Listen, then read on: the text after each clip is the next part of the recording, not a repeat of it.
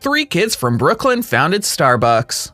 Starbucks was founded by Jerry Baldwin, Zev Siegel, and Gordon Bowker on the 30th of March, 1971. Let's look at the history of these three geniuses before and while they founded Starbucks.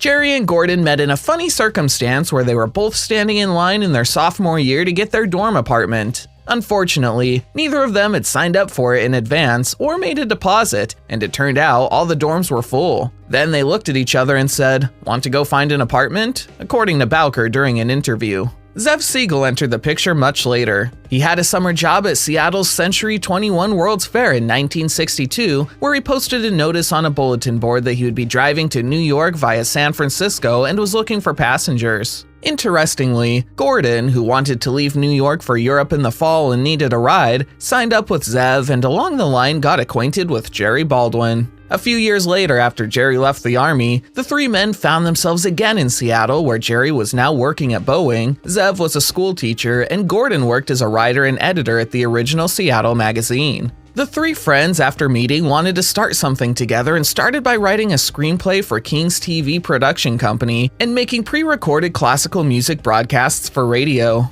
Jerry and Gordon, with the help of another entity, also made documentary films about American music, and they named their company Pequod, but the venture was not successful. One day over lunch and a bad cup of coffee, Gordon brought up the idea of the three of them opening a coffee store where well-brewed coffee can be gotten in Seattle, and the other two liked the idea, although they knew nothing about it, so they decided to do research about it, which was headed by Zev. Zev located a place with what they needed and had in mind, a gourmet coffee company in Berkeley called Pete's. Zev called the owner of Pete, Alfred Pete, who was generous enough to share information with them and later agreed to meet them. Zev immediately met with Pete in December 1970 and upon meeting grew an admiration for Pete. Later in the same month, Jerry and Gordon also met with Pete and were taken in as apprentices in Pete's shop so they could learn and observe the business. Later on, Pete agreed to supply their upcoming business with fresh roasted coffee beans. After learning about business, they found the location they wanted to use for their coffee shop,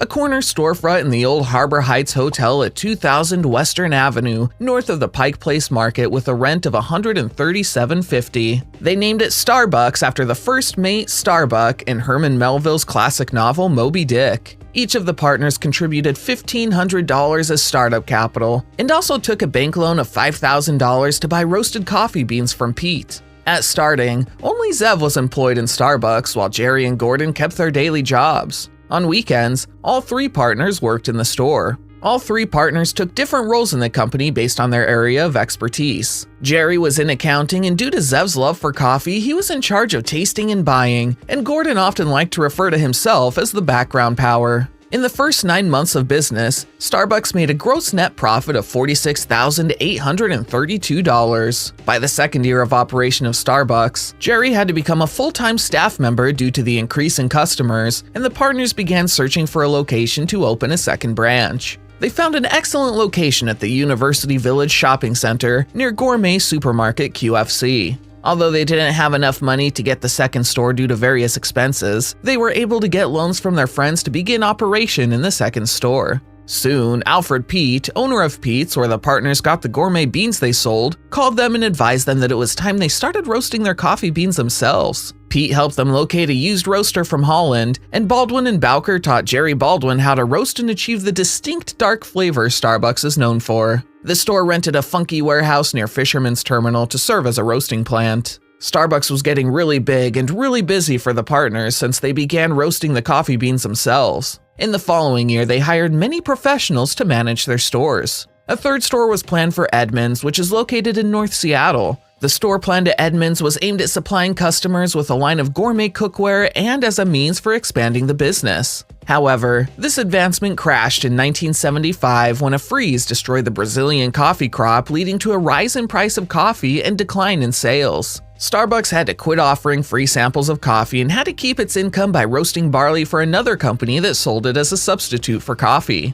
Eventually, they stopped roasting barley, and to make matters worse for the up-and-coming company, the Surgeon General issued a warning that consumption of coffee might increase the risk of cancer. The young company was dealt a major blow when the building that housed their major store was to be torn down. Hence, they had to move. However, they found an available storefront a half block south at 1912 Pike Place in the Pike Place Market where the store still operates today. With the continued hike in price of coffee, Starbucks had to take a loan of $95,000 from Rainier Bank to stay in business. In 1977, the price of coffee began to drop and Starbucks was able to finally lower retail prices. In the month of May of the same year, the company anticipated a rise in demand of coffee, and Jerry Baldwin had to travel to Germany to get a bigger coffee roaster while handing over coffee purchases to Reynolds. Business picked up, and in 1978, Starbucks moved its roasting plant and office to a bigger facility, which was 6,000 square feet big and was located at 2010 Airport Way.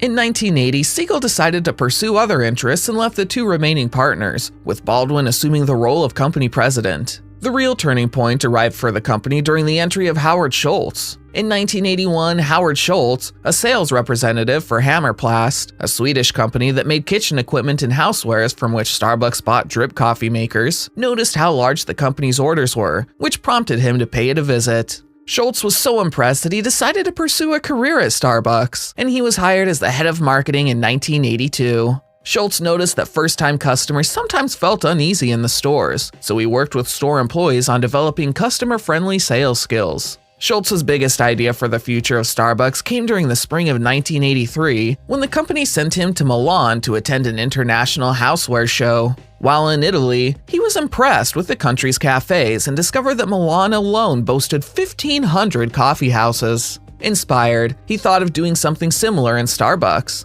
However, Jerry and Gordon were not happy about Schultz's idea, as they did not want Starbucks to deviate too much from its traditional model of business. They wanted Starbucks to remain strictly a coffee and equipment seller and not turn into a cafe that served espressos and cappuccinos. Seeing that he would not be able to persuade Baldwin and Bowker to embrace the cafe idea, Schultz left Starbucks in 1985 and started his own coffee chain called Il Journal, which was an immediate success, quickly expanding into multiple cities. In March 1987, Jerry and Gordon decided to sell Starbucks, and Schultz was quick to use Il Journal to purchase the company with investor backing. He combined all his operations under the Starbucks brand and committed to the cafe concept for the business, with additional sales of beans, equipment, and other items in Starbucks stores.